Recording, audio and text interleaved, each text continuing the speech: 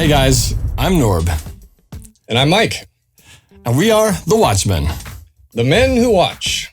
And if it's on the screen, we're watching it, talking about it, and sharing our thoughts about it with you guys. Well, for today's show, I asked Norb if we could review a movie that I had never seen, but he said he'd seen, and that is called Groundhog Day from 1993. Yep, that's right. And I had not seen this in a while, but it was actually a bit of a surprise to me that you hadn't seen it. But before we jump into the review, I do want to first acknowledge you guys who keep us motivated to do this show. For all of you who are watching on YouTube, thank you so much. Please hit the like button and subscribe. And if you are listening on podcast, we thank you as well. And please keep doing so because we appreciate your support. So, Mike, back still to waiting you. For an email from that listener from Russia. I mean, from France. From France. I know our mystery French listener who has been there since the beginning. We would love to hear from you, and any of you for that matter. Send us an email and let us know what you think of our show.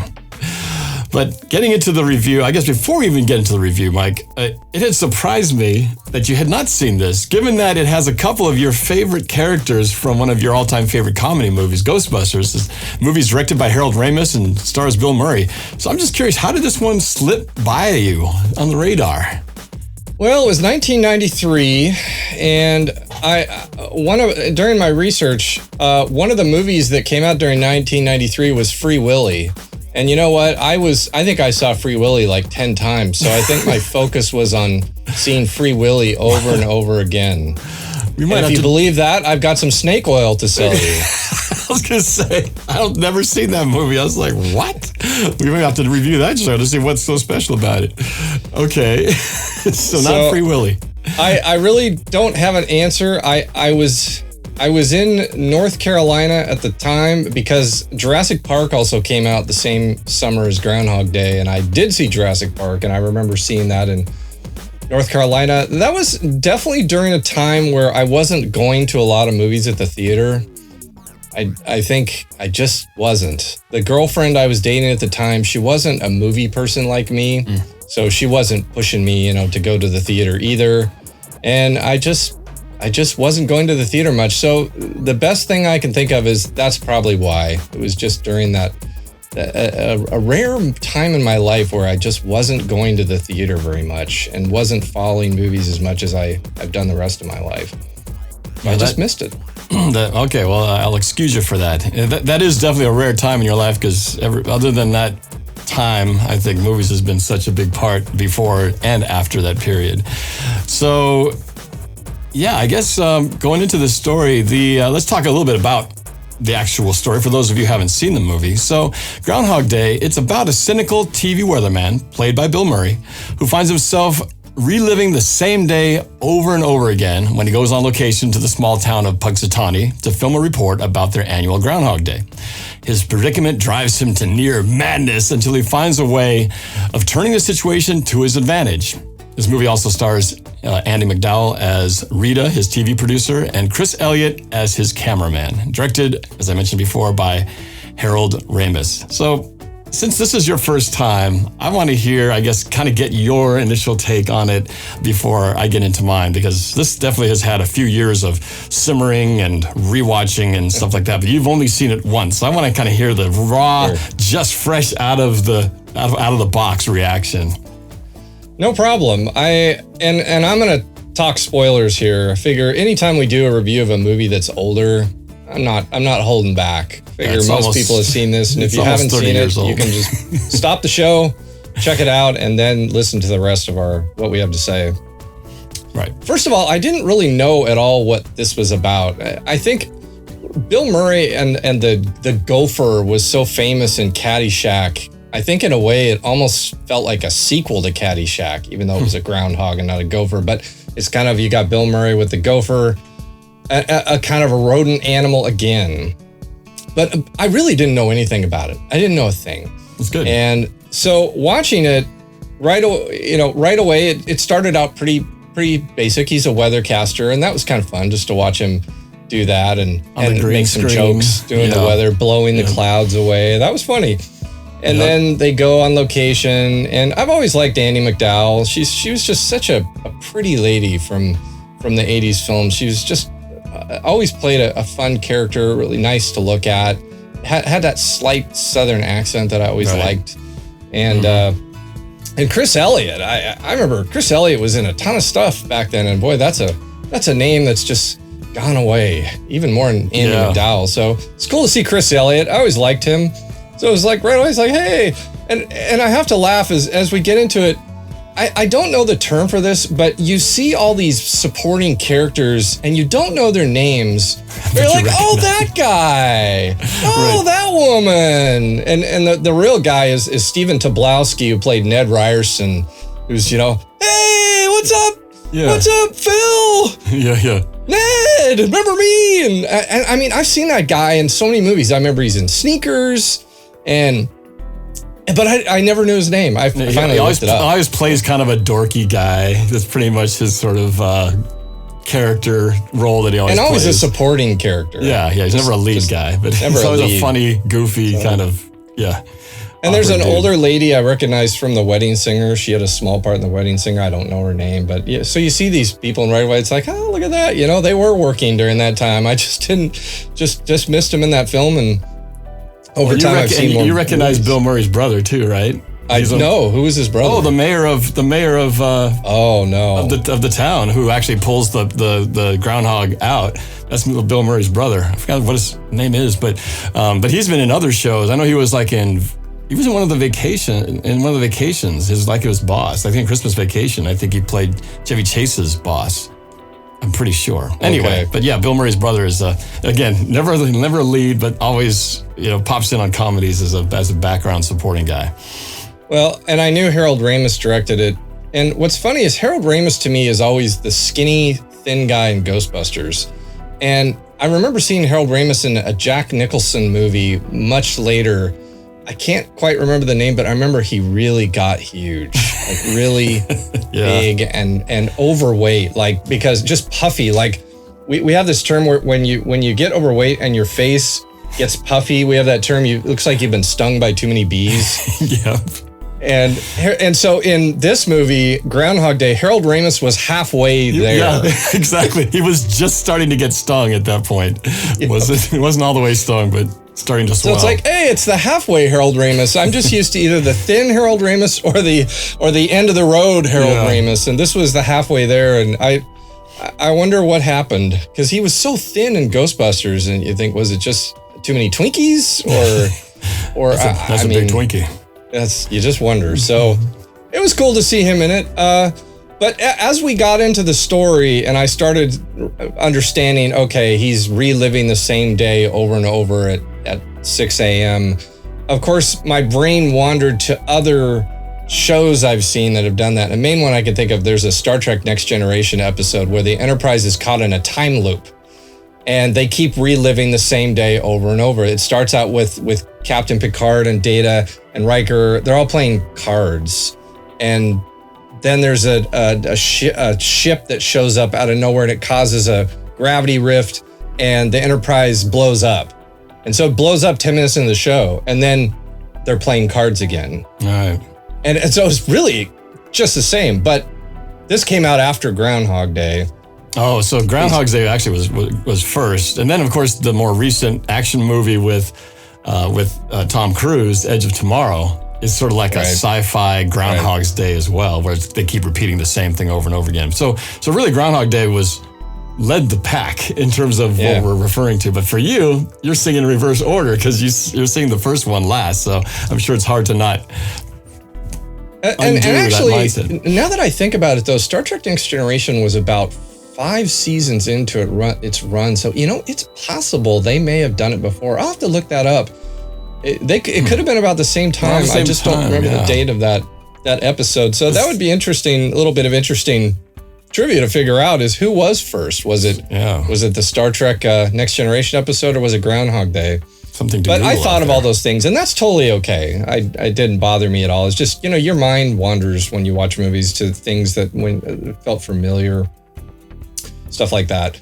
But as he kept reliving the day over and over, it was definitely unique. And I of course started thinking, how is this going to end? And when I finally did, I should have known, because so many movies, love is the key to solving all the problems. Right. I think about The Fifth Element. What's the fifth element? Love. So when I right at the end, I thought I could see, okay, now she really does love him, and I think this is going to break the curse.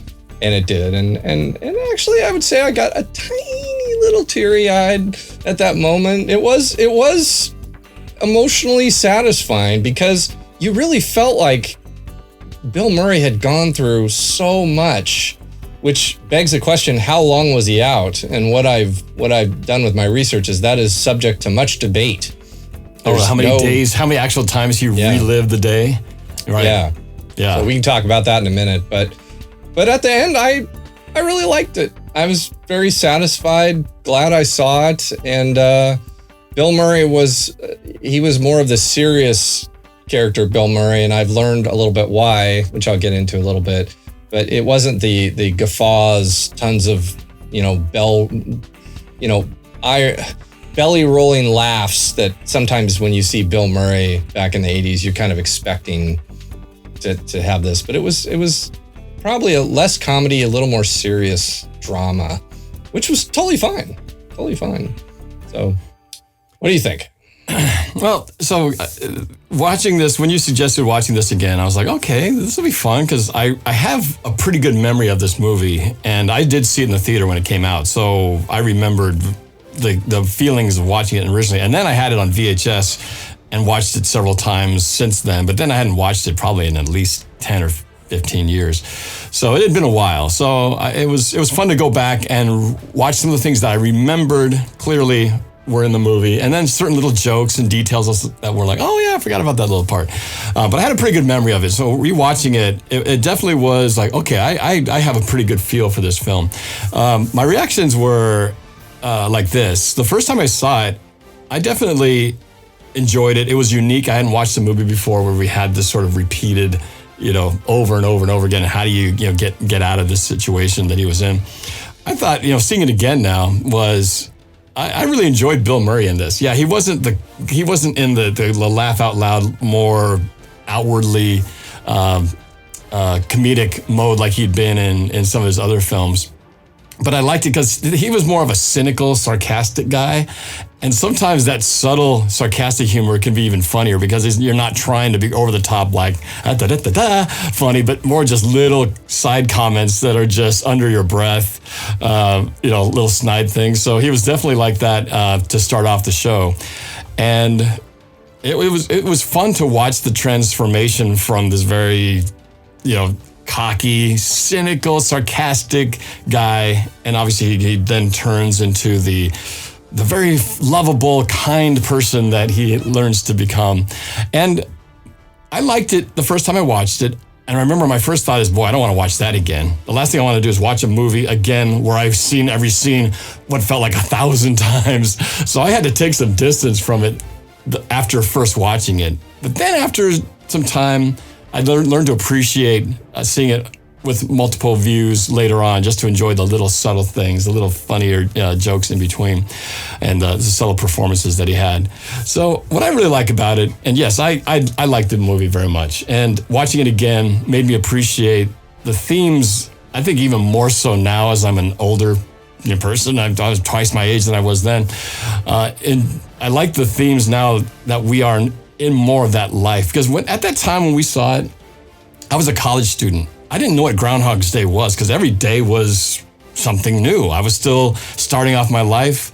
But now looking at it as an adult with kids, Groundhog's Day oftentimes is what we live. Every day almost feels, especially back when we were in the grind of before all of what's going on in the world right now, sometimes every day felt almost like a repeat of each other. It's like I wake up, I do this, I take the kids to school, I do some work, I then take my kids to practice and start back over. And it's like, man, this is just the same thing over and over again. And this was a reminder. This show makes you really appreciate how you can it's about your attitude towards that repeated life cycle. And we see that happen through the movie. Bill Murray first starts out and he's shocked. And then he becomes like, oh, I'm just going to take advantage of everything I can. I'm going to wreak havoc. I'm going to steal. I'm going to take advantage of women. And then he gets depressed and starts just trying to kill himself. And then finally realizes, then he tries to just get in the sack with Rita.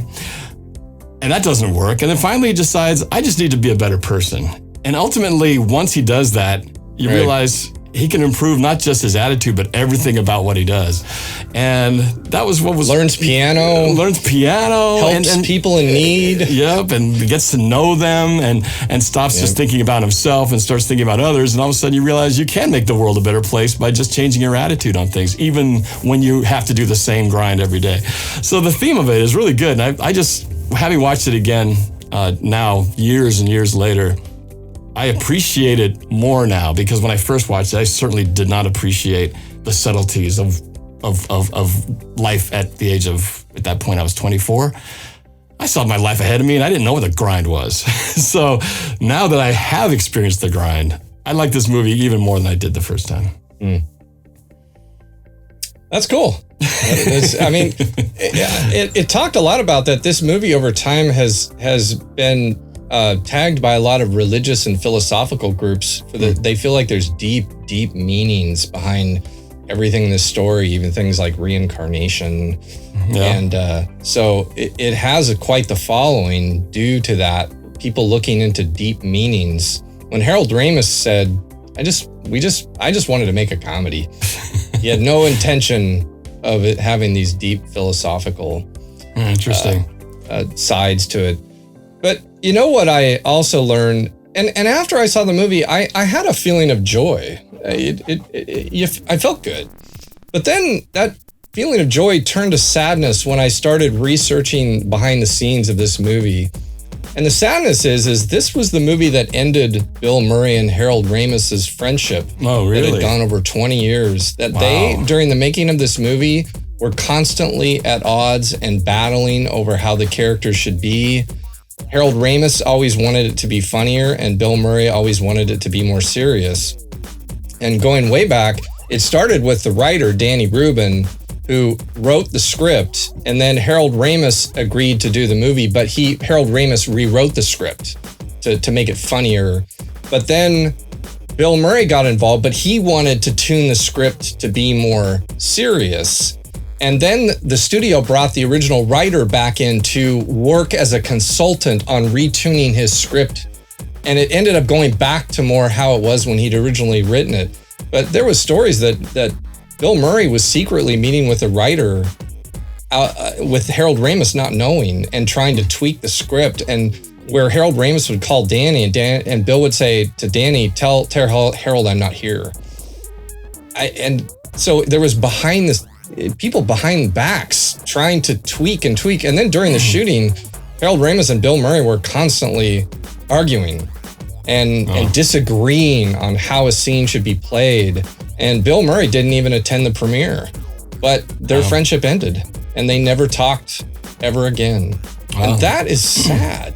That is sad, especially when you think about what this movie was about. The very things you're talking about, about making the most of your life, were the very things that ruined a friendship in this movie. That is the sad irony. I did not know that. And I looking back at that time, I remember there was a point where Bill Murray definitely transitioned to trying to do more serious roles, and maybe this was the start, because it was early 90s. I don't remember when he flipped and kind of did his first all serious role, but it was somewhere in between that it transitioned, and maybe he was trying to get there more. And obviously the director Ramis had a totally different idea of what he wanted it to be. I thought they landed on a good spot because it feels like a good balance between cynical. I think that helped it because Bill was probably feeling somewhat cynical given the situation, but I think it added to his character. Fortunately, in the end, you do feel like there was a joyous ending to it all. But sadly, behind the scenes, I guess that wasn't the case. But the movie certainly doesn't portray that. So that is sad. Did not know that was the cause of the end. Who knew? Yeah, I know.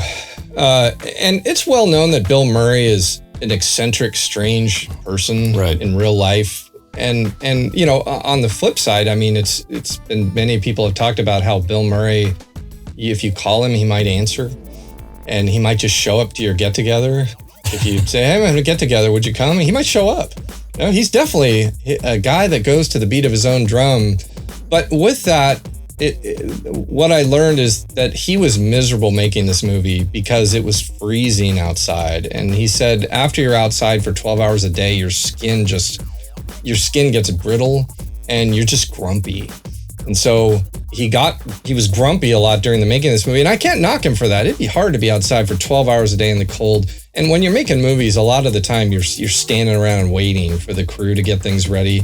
But then there was a story that Bill Murray rented out the theater during the filming, the theater that was in the town, and he invited the entire crew to a free movie. And so the crew got these invitations. Bill Murray has invited you to see a free film at the local theater tonight. So they all went thinking, well, that's so cool. Bill Murray, he's basically paying for us to see a movie together and doing a nice thing.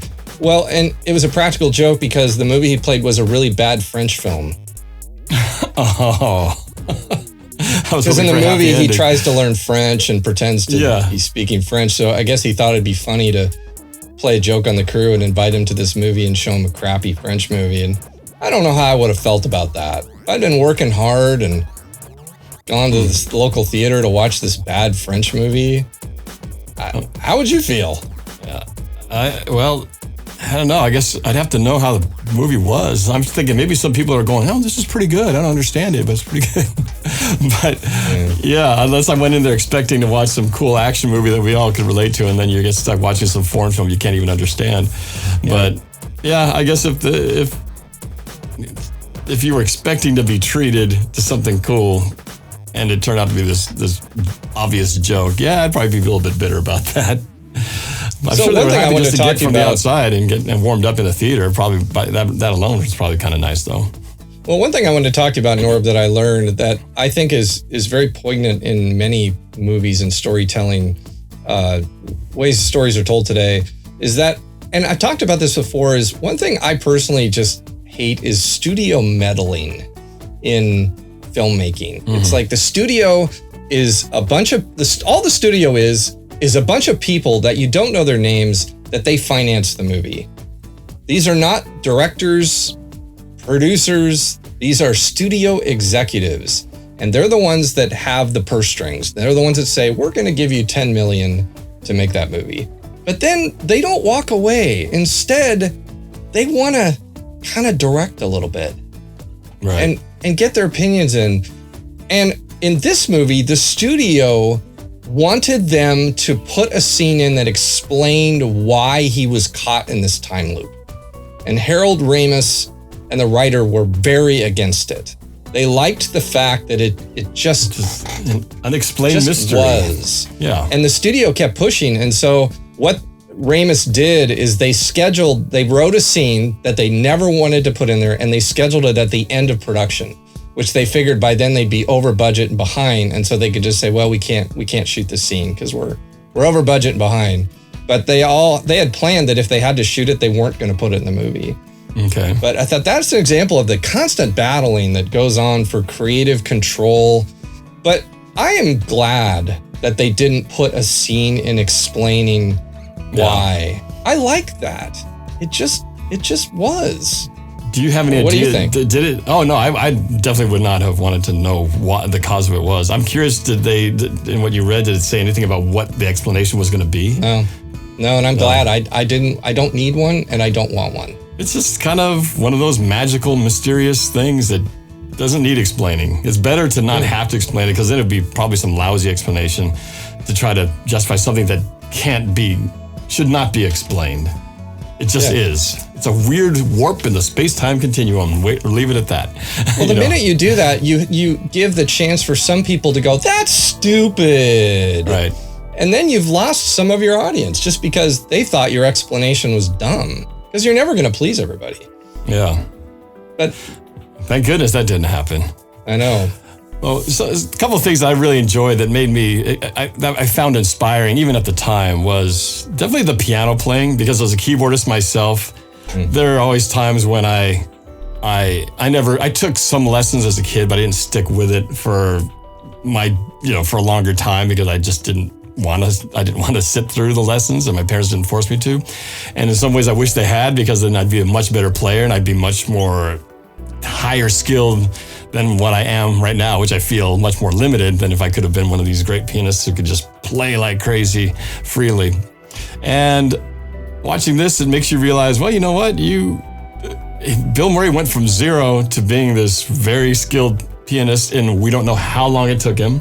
Could have been a year, could have been 6 months, but point is, you can learn a skill, and if you just stick with it every single day, you can get better at that. So I always remember that. I've never forgotten the whole piano thing where he learned how to play because he just decided, I'm going to take advantage of this repeat and just keep taking lessons over and over. And, it's pretty cool to see how he was able to turn that repeat day into something positive. Not that I've been taking lessons every day, but certainly anyone who really wants to do something can, set their mind to it and do it. And I like that part of it, because we do have that opportunity every day to better ourselves in the smallest ways, or in things that we always go, I can't do that. I don't have time for that. But if you actually did it every single day, a little bit, you would get better at whatever it is you wanted to do, starting from here, eventually getting up to some level if you just put your mind and commitment to it. So I think that's pretty, I like that theme in the movie. That particular one stood out to me as one of the coolest things that he was able to do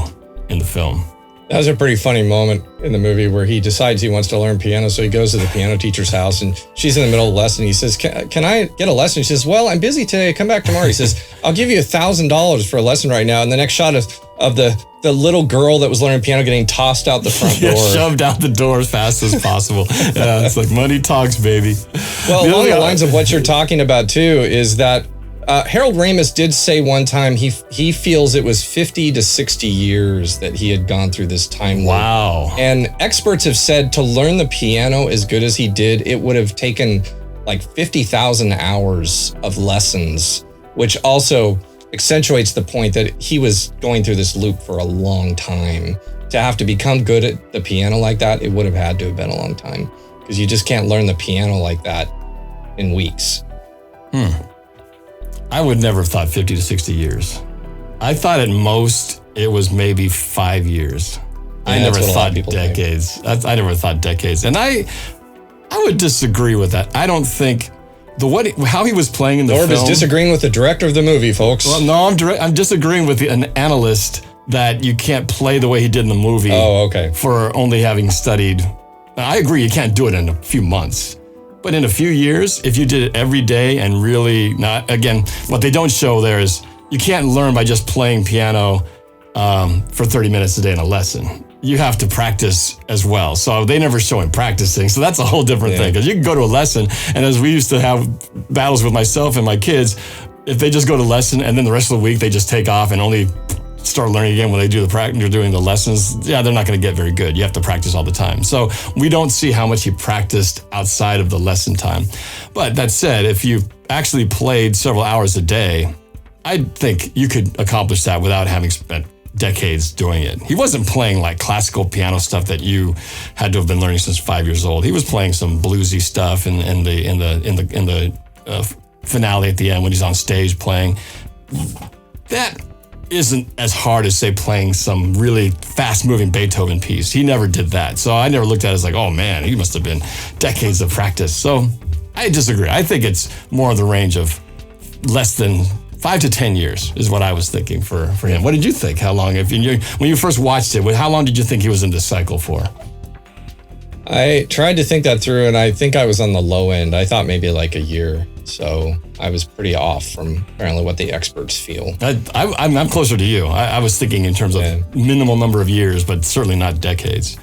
But and I think it would make sense to think that way, because the movie's an hour and 45 minutes. So you're trying to extrapolate probably an hour and 15 minutes of time that he's going through this loop. So that's what you got to work with. Right. To try to say how long is that really? Well, and in the movie, if you're going by the number of times we actually saw the day repeat, we probably saw 30 iterations. 30, 40 between times. Slaps in the face when he gets turned down. To the suicides. And some of those happen in like 4 or 5 in like a 5-10 second span. So some of those go really quick, others spend a few minutes developing. But it probably was around 30. I'm just totally throwing a guess out, 30 to 40 times we saw it. So it's hard to imagine 10,000 of these when you've only saw about less than 100. But one thing I wanted to connect to was, this reminded me, because we talk about other media besides movies and TV shows, we talk about video games a lot. And this reminded me at the point where there was a stage where he's trying to get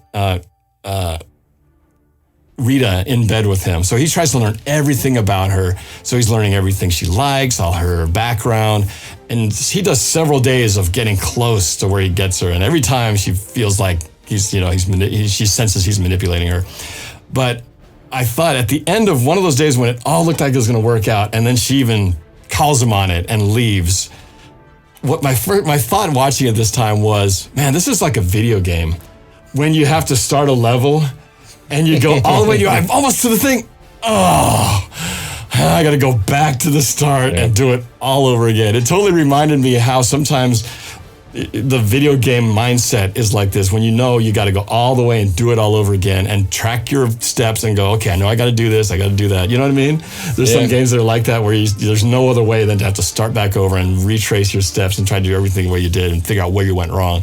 And it is like that. Sometimes a video game is like Groundhog's Day, because you got to keep practicing and you got to keep messing up and doing it over and over until you finally get it right.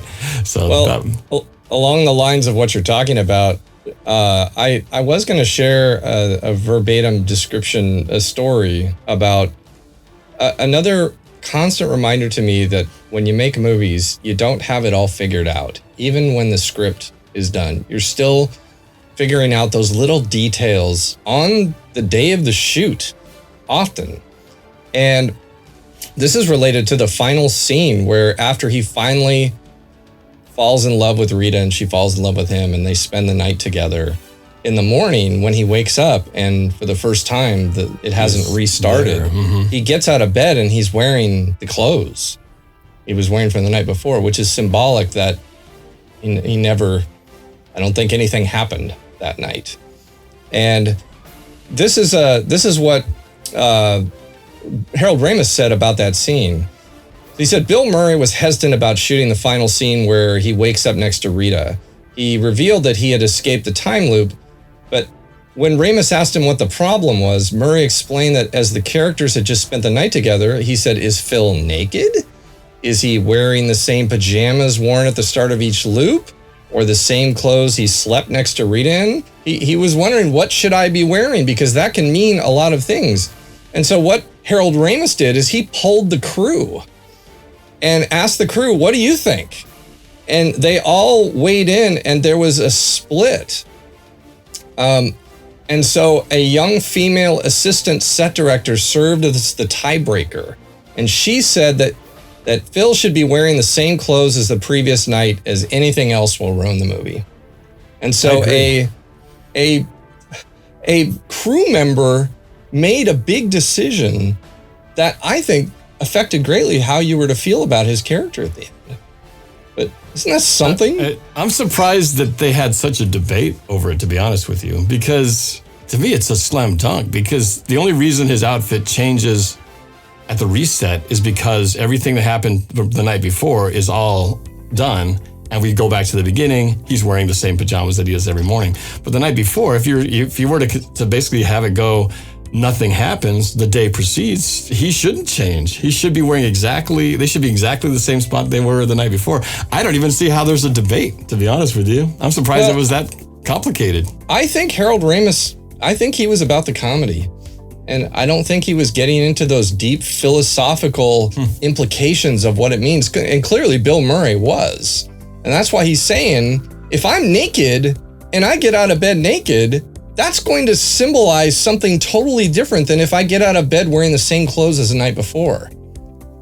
It's going to mean two completely different things happened. Yeah, I agree there. Yeah, if he wasn't naked at the final shot before, and now he's naked in the next morning, well, then we didn't see something happen. But that means something happened. Something happened that we didn't get to see. Right. Right. But by him getting out of his clothes, that means the love that they shared that night was really not physical. It was just platonic. And I think I that's think better for too. a lot of people, that is important to think that, the physical part's going to come later. Right. And it takes out that there was no motivation by him to get laid that night. He was really just happy to be with her. And so again, if you were to ask me, I would be with that crew member saying, there's no debate. He's got to just wear those clothes. There's no hanky-panky. And he wakes up in them and that's it. But that's so easy to say when you've watched the whole movie. When you're in the middle of filmmaking, I mean, you've said it yourself. When we made Frayed, there were so many things that you weren't sure of. And then when you get into editing, you realize, oh yeah, boy, that kind of means that. Well, and chances are they probably didn't shoot in order either. So there might have been costume things where maybe they didn't shoot that scene right before the night before the morning they shoot the scene where it's supposed to follow. So because we had, I think, a scene in our movie where the wrong outfit for our main character got swapped. So it didn't look as worn out and dirty and stuff as it should have been in another version. But I don't think most people noticed that. But I remember us realizing, I don't think he's got the right version of his shirt because it should be much more beaten up and bloody at this point. But something for you guys to see at a later point. But that's interesting. I do love stories like that where you do hear about things because the more we think Hollywood has it all figured out when they make a movie, more often you find out there's a lot of things that were not planned, that were on the verge of jeopardy of something not even happening or even being made, and a lot of chaos behind the scenes. So that is. I got one more question for you. In the cafeteria scene, do you remember the little sub story with the groom and the bride that at the end they come up to him on kind of the last happy day and he says, "Thanks for helping us. We're getting married." Yeah. Do you remember? Yeah, because did you recognize that actor who played the groom? Nope. It was Michael Shannon. No, who's Michael Shannon? Michael Shannon was General Zod in the latest Superman films. He was in The Shape of Water and... Oh, the new General Zod. Oh. And he was also in the recently released Knives Out.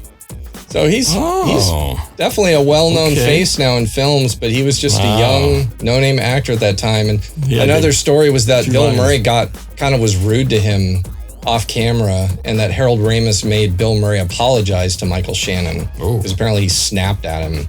And again, just another story about how Bill Murray was a little bit difficult to work with on this movie.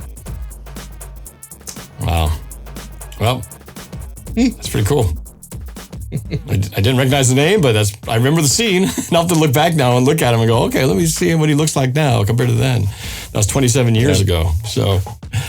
Well, you know General Zod because he's one of your favorite characters from the last Superman movies. You loved that character, especially how he died at the end. We'll save that for another show. I figured because you love that so much, you would remember who Michael Shannon is. Yeah, no. When you say General Zod, I remember General Zod from the Superman 2 from the late 70s, early 80s. Yeah. That's my General Zod. The other one doesn't count in my book. But. Anyway, so I think it's safe to say we both like this movie. We both agreed. If you haven't seen it yet, and if now that we've spoiled everything for you, you can still see it because it's got a lot of. That's the great thing about a comedy is even if we talked about what happens, there's plenty of scenes that until you watch it, you don't actually appreciate the humor and the actual, the way the scenes play out. So it's worth a watch. And maybe if you haven't seen it in 20 years or so, go check it out because I believe it was free on Netflix, wasn't it? So, it's totally free on Netflix. So, I'm glad you suggested it. It was fun to go back down memory lane and see that movie again through older eyes. And I had a deeper appreciation for the movie than I even did the first time. It's not very often that a movie gets better over time. That movie got better for me over time because of where I am in my life. I don't get to say that very often. Usually it's the opposite. Well, and I did watch this movie with my 13-year-old son, Brett. He really wanted to see it because he likes Bill Murray a lot. And when I told him I was going to watch this, he said, I want to watch it with you. And Brett, whenever Brett has a laugh out loud moment in a movie, I always take note because it's always a good gag when someone laughs out loud without any holding back. And the part where Ned Ryerson comes up to Phil, says, "Hey," and Phil just decks him. No, that was good. That was good. He's an obnoxious guy. Brett really busted up. Well, and the way he took that punch and kind of spun around, you see his face for a moment, is really well done. So that was a good moment. I agree. I laughed and giggled on that part. That was one of the few laugh out loud moments. I'm sure that Brett, how old is Brett now? 13. At his age, he can really appreciate the Groundhog Day, the grind of how life can just be so repeated and everything. I'm sure he really connected with that aspect. Yeah, just ask him how hard his days are. You know, he has to take a shower, wear deodorant, I know what brush game his to teeth, what video game to play today. Do chores, hard life. Yeah, it's such a grind. Oh man, that's good stuff. Well, we got a surprise for this movie today? Yes, we do. So there was a little moment in the movie that I kind of smiled, and Chris Elliott, he plays the cameraman from the news team. Oh, Chris is the cameraman. I know where you're going with Andy this. McDowell is the producer, and Bill Murray is the on-camera talent. And so Chris Elliott is holding a camera that's Betacam. Betacam. As soon as I saw the Betacam, it took me back to the 90s because Betacam was the de facto camera at the time. Every news organization had a Betacam camera, had clearly Betacam on the side. Well, and when Norb and I started our company back in 1996, Betacam SP was the industry standard. And so I have here a Beta SP tape. It's a master from one of our big shows, Caught in the Web, Staying Safe in Cyberspace. But Beta SP and Betacam were exactly the same type of tape, the same size. Beta SP just had more lines of resolution. That was the only real difference. But this was the industry standard format back in the 90s, and this is what got Norb and I in the door as far as being a professional company when we started. So seeing that Betacam camera definitely took me back. We had to spend a lot of money. Cameras were super expensive, and the decks to play those tapes were super expensive back then. I mean, we spent, gosh, I don't know, $20,000 plus, I think, for both. Yeah. And now they're just antique paperweights taking up space in the storage unit now, obviously. Yeah. But they were the standard at the time. But I had the same reaction when I saw that Betacam news camera. I was like, oh man, I remember those days. Yeah. But good memories. All right, well, I guess that wraps that up. Again, before we sign off, I just want to thank all of you guys for watching. For those of you who are watching on YouTube, we appreciate it. Please like this video, share it, and subscribe. Hit that like button or hit that notification bell so that you'll be notified anytime we have a new show. And for those of you listening on the podcast, please continue to do so and tell your friends about it because we'd love to have more people listening and watching our show. I'm Norb. And I'm Mike. And we are The Watchmen. Thank you very much for watching, and we'll see you next time. Thanks for watching The Watchmen. Please click on here to watch other episodes, and be sure to hit that like button too. And please subscribe and hit that notification bell. That way you'll always be alerted to any future episodes. It really helps us out, and we appreciate it. We'll see you next time. And remember, we'll be watching.